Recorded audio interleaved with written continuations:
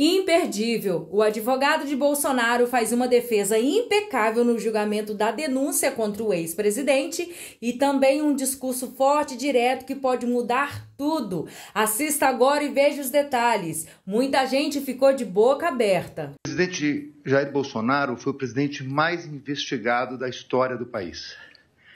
Uma investigação que perdurou por anos, que começa com o objetivo de investigar uma live de 4 de agosto de 2021, em que se autoriza a quebra de uma nuvem do seu ajudante de ordens, Coronel Cid, que hoje é delator, que perdura por meses essa investigação da quebra, com vários objetos diferentes.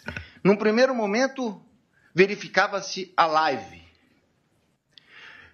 numa investigação determinada pelo TSE. No segundo momento, investigava-se o cartão corporativo, os gastos do presidente e da então primeira-dama.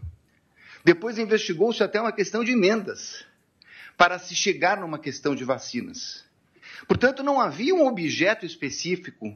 E por que eu estou tratando disso, senhor presidente? Porque o inquérito das vacinas é a gênese de todo este caso, onde ocorreu a prisão e depois a colaboração do Coronel Cid.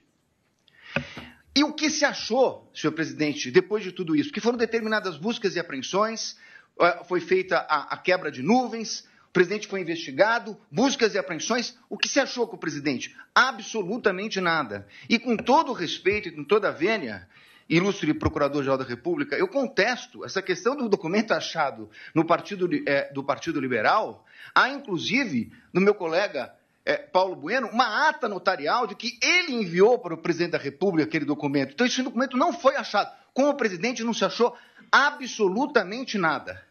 A partir daí, restava a versão do delator com uma minuta que estava no seu telefone tratando de uma questão de estado de sítio e mais absolutamente nada. Então, vem a denúncia. E a denúncia é feita, efetivamente, com duas novidades. Porque, com o estado de sítio, e baseado na palavra exclusiva do delator, seria difícil a propositura de uma ação penal. Então, traz-se uma narrativa que vem, efetivamente, do começo de atos, de pronunciamentos do presidente da República, pronunciamentos públicos, e depois o 8 de janeiro. Sobre esse primeiro momento, senhor presidente, eu me permito até fazer uma digressão sobre o mérito antes de tratar das preliminares, mas é importante dizer que sobre esse primeiro momento, nós temos efetivamente uma acusação do Procurador-Geral da República de 2 artigos gravíssimos do Código Penal que tratam do golpe, e de golpe contra as instituições democráticas e contra o governo legitimamente eleito. Mas um minutinho só, estamos tratando de uma execução que se iniciou em dezembro de 21, tratando do crime do governo legitimamente eleito. Qual era o governo legitimamente eleito? O dele. Então, esse crime é impossível, com todo respeito. Falar-se em execução de crime contra o governo legitimamente eleito, que era o dele. O governo legitimamente eleito veio no final do ano de 22, com as eleições. Então, como se falar em tentativa, em início da execução? E mais, como se falar em início de execução por pronunciamentos e lives, quando os 2 tipos penais têm elementares do tipo a violência ou a grave ameaça? Não existia violência nem grave ameaça. Então é impossível falar dessa execução. Como eu disse, é porque não existia nenhum elemento. Então começa uma narrativa a respeito de pronunciamentos públicos. Para terminar no 8 de janeiro, que nem a Polícia Federal, que utilizou, como lembrou meu colega, mais de 90 vezes a expressão possivelmente, que não havia certeza, nem a Polícia Federal, que se utilizou dessas possibilidades, afirmou a participação dele no 8 de janeiro. Não há um único elemento, nem da delação. Aí me criticam que eu digo que a delação não vale nada e estou dando... Óbvio, porque nem o delator que o acusou fez qualquer relação dele com o 8 de janeiro. Não há uma única evidência a esse respeito. Portanto, apresentou-se uma denúncia. com essas duas circunstâncias. E eu não tenho tempo, senhor presidente, tenho que falar rapidamente, mas essa denúncia, quando veio, o ilustre Procurador-Geral da República liberou 8 PETs no dia da apresentação da denúncia. Ele foi intimado, meu cliente, um dia depois. O segundo dia já era prazo. 8 petições, 45 mil documentos. Que até agora, senhor presidente, por Deus que está no céu, eu não sei dizer o que tem esses documentos relacionados com a ação penal. Essas 8 petições, eu não consegui verificar sequer relação. São 45 mil documentos. Na verdade, é um quebra-cabeça que foi, na verdade, exposto à defesa. E aí, na sequência, senhor presidente, eu queria tratar de uma preliminar que já meu colega que me antecedeu na tribuna fala da relevância do caso. Não é só a questão da relevância do caso, é a questão da competência. A minha questão principal é que o Supremo Tribunal Federal, na portaria do ministro Barroso, que encaminhou para as turmas das ações originárias, ele faz um destaque a respeito da questão do presidente da República. Então, o presidente da República, se crime houvesse contra o presidente da República, seria julgado pelo pleno do Supremo Tribunal Federal. Ora, se o Supremo Tribunal Federal entendeu agora, num julgamento que foi concluído recentemente, após a apresentação da denúncia, que a competência se prorroga e que os detentores de foro, ainda que deixem suas respectivas funções, passem a ocupar, saiam da prerrogativa de foro e o delito será julgado pelo Supremo, prorrogando a competência que detivera aqui no momento que ocupava o cargo. Qual era a competência? Era do pleno, porque ele era presidente da República e chegou a ser investigado como presidente da República. Muito bem. Mas com base nisso, senhor presidente, o que nós temos nessa denúncia? A prova da defesa, substancialmente, é uma prova negativa. É uma prova negativa. Não fez, não participou, não aderiu, não autorizou. É uma prova negativa.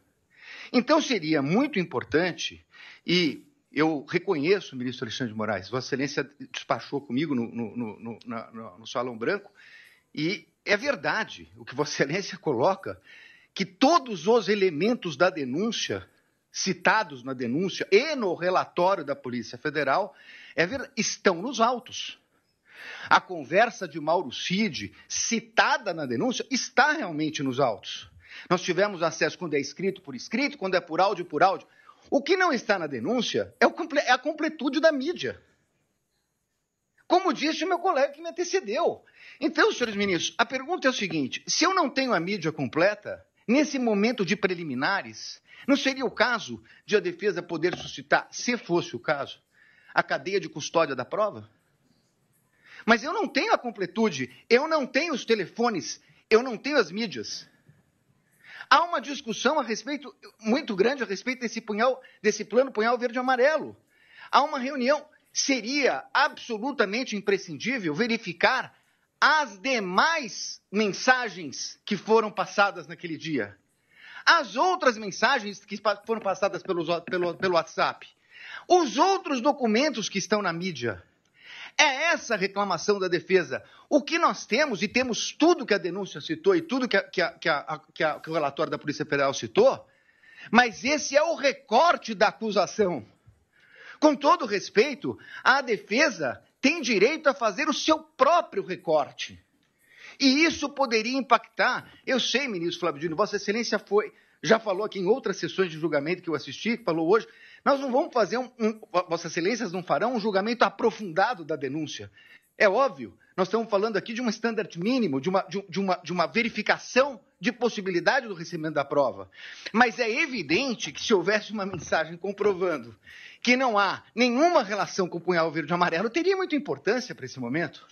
Porque nós estamos falando de um recebimento de uma denúncia gravíssima, por fatos gravíssimos, que o presidente da República não tem nenhuma relação com o punhal verde e amarelo, Operação Luneta, com Copa 22 e assim por diante. Então, a verificação das trocas de mensagem, a partir do momento que Correios dizem que falaram com o Comando Militar, que pediram audiência no Planalto ou na Alvorada, que tiveram lá, o que disseram? Isso não consta. É essa a importância de verificar toda a questão. Me encaminhando para o final, senhor presidente, eu gostaria de tratar a questão da delação premiada. E aqui eu queria tratar de duas questões, que inclusive estão sendo confundidas. Aliás, tudo que fala a defesa na imprensa sai de uma forma um pouco distorcida. O que foi questionado pela defesa, ministro Zanin, é o fato de que o delator rompeu com o acordo quando vazou a delação. E saiu na revista Veja. Diz ele que foi um desabafo. É estranha essa expressão, desabafo, porque no desabafo ele diz que não tinha voluntariedade. Isso não é um desabafo. Na versão dele atual, isso teria sido uma mentira. Mas vai lá. Falou com o primo, com o irmão ou com o cunhado. Senhor presidente, a lei não autoriza o delator, o contrato de colaboração, não autoriza o delator a falar nem com o irmão, nem com o cunhado, nem com a mãe. Não autoriza. Ele, inclusive, estava proibido até de ter contato com o pai, se salvo engano mesmo, a partir de um determinado momento que era investigado. Se ele falou com o cunhado, e se isso foi vazado, essa é uma responsabilidade dele. Dir-se-á, mas essa é uma questão formal. É verdade, uma questão formal. Só que mais adiante vem uma questão de que a Polícia Federal diz que ele mentiu, omitiu e se contradisse. E aí, senhores ministros, essa é a minha maior crítica, a questão da delação. Por quê? O Supremo Tribunal Federal, num voto de grande detalhamento do ministro Dias Toffoli, diz o seguinte: delação é um meio de prova. O delator conta uma história, as autoridades buscarão as provas de corroboração. E só assim ela poderá ser utilizada. O que aconteceu nesse caso? Ele falou, segundo a Polícia Federal, ele mentiu, omitiu e se contradisse. E então, há uma audiência para que ele tivesse oportunidade de se corrigir. Mas aí, com todo respeito, há uma inversão. Porque, na verdade, não é o Estado que foi buscar as palavras de corroboração dele. O Estado foi buscar as provas de corroboração do que ele disse. É o contrário. O Estado trouxe indícios e ele se adequa aos indícios trazidos pelo Estado. É completamente o inverso. Com todo respeito, ministro, é o inverso. O delator tem que falar e o Estado tem que trazer as provas para condenar alguém. O que aconteceu aqui é que ele falou, mentiu, e o Estado tinha indícios, e aí ele se adequa ao Estado. E aí, com todo respeito, vem a denúncia do seguinte, inclusive, o colaborador, nessa versão do colaborador, foi corroborada pela Polícia Federal. Não, desculpe, ele não foi corroborado pela Polícia Federal. É o colaborador que corroborou a versão da Polícia Federal. É exatamente o inverso disso. E numa audiência que se traduziu numa coleta de provas. E essa é a insurgência da defesa. Porque nesse momento, essa coleta só poderia ser feita, com todo respeito, pelo procurador, pela polícia e não pelo Poder Judiciário. Então, senhores ministros, para terminar, eu quero dizer o seguinte. Eu entendo a gravidade de tudo o que aconteceu no 8 de janeiro. Mas não é possível que se queira imputar a responsabilidade ao presidente da República o colocando como líder de uma organização criminosa quando ele não participou dessa questão do 8 de janeiro. Pelo contrário, ele a repudiou. E mais do que isso, ministros, nesse tempo que não é possível discutir a questão aprofundada de provas, é importante dizer, senhor presidente, que enquanto a Polícia Federal fala possivelmente, enquanto a denúncia traz conjecturas, como a impressão de um documento no Palácio que teria tido conhecimento dele, o fato concreto é que o acusado de liderar uma organização criminosa para dar golpes socorreu o ministro da Defesa, nomeado pelo presidente Lula, porque o comando militar não o atendia. Foi o presidente que determinou a transição. Foi o presidente que determinou que eles atendessem o ministro da Defesa que assumiu em 1º de janeiro. Portanto, encerrando, ministro, não é possível que se queira dizer que é compatível com uma tentativa de golpe com o uso do comando militar quando o presidente da República autoriza a transmissão do poderio limitar no começo de dezembro. No começo de dezembro, antes da data do dia 15, antes da data do dia 11. E, portanto, senhores ministros, eu ratifico as nulidades que foram colocadas na minha peça, apreciada por Vossa Excelência e peço a rejeição da denúncia e agradeço pela atenção. Muito obrigado, senhor presidente.